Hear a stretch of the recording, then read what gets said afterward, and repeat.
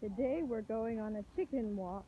We have all our chicken things, and we're going to go see the chickens who live in the neighborhood. This is Amy's idea. Ready? Ready, set, go. All right.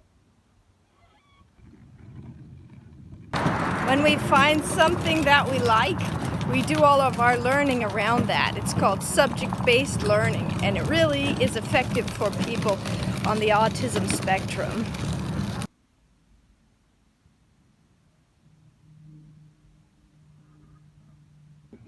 Mommy chicken says cluck.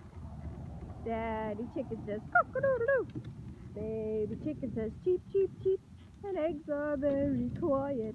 I have to prime her like wild to get her out of here happily.